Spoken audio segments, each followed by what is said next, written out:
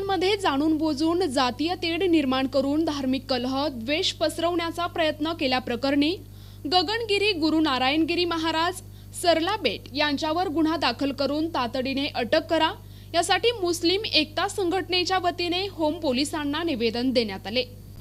गगनगिरी गुरु नारायणगिरी महाराज सरलाबेट यांनी मौजे पांचाळे, तालुका सिन्नर, जिल्हा नाशिक या ठिकाणी सप्ताह दरम्यान प्रवचनात मुस्लिम धर्माची आणि धर्मगुरूंची प्रतिमा मलिन होईल असे जाणीवपूर्वक प्रवचन केले।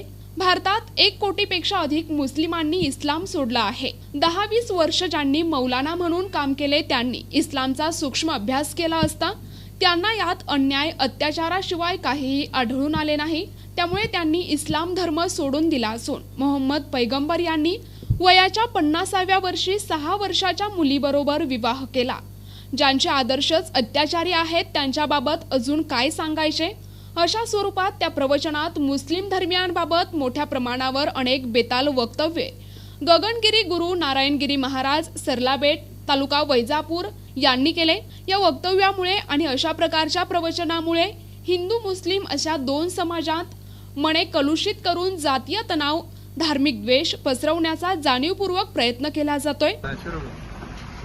साऱ्या जगाला शांतीचा संदेश देणारे पैगंबर मोहम्मद सल्लल्लाहु अलैहि वसल्लम यांच्या विरोधात वैजापूर तालुक्यामध्ये गगनगिरी महाराज या भामट्या महाराजाने मुस्लिम समाजाच्या भावना दुखावलेल्या आहेत।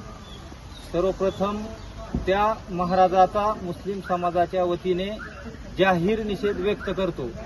यामध्ये मला एकच सांगायचं आहे, संपूर्ण महाराष्ट्रात मराठा आंदोलन चालत होते त्यावेळेस मुस्लिम समाजाने पाण्याची व्यवस्था केली, नाश्त्याची व्यवस्था केली। हिंदू मुस्लिम या दोघांमध्ये सामाजिक सलोखा राखण्याचा प्रमुख कार्य हे मुस्लिम समाजाने केलेलं आहे। तर माझं एवढंच म्हणणं आहे की आक्षेपार्ह पोस्ट जे दोन्ही समाजातली लोक टाकीत असतील, मुस्लिम असो हिंदू असो, व्हॉट्सअप, फेसबुक याच्यावर प्रसार माध्यमातून काही अफवा पसरू नये अशी मी अपील आज दोन्ही समाजाच्या लोकांना करतो।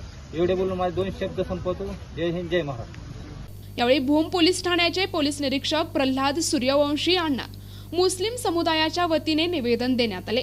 या प्रसंगी पोलीस निरीक्षक प्रल्हाद सूर्यवंशी यांनी सर्व समाजातील धर्मांतील लोकांना आवाहन केले की कोणीही समाजात तेढ निर्माण होईल असे सोशल मीडियाच्या माध्यमातून पोस्ट टाकू नये, अन्यथा पोलिसी खाक्या दाखविण्यात येईल असे त्यांनी सांगितले आहे।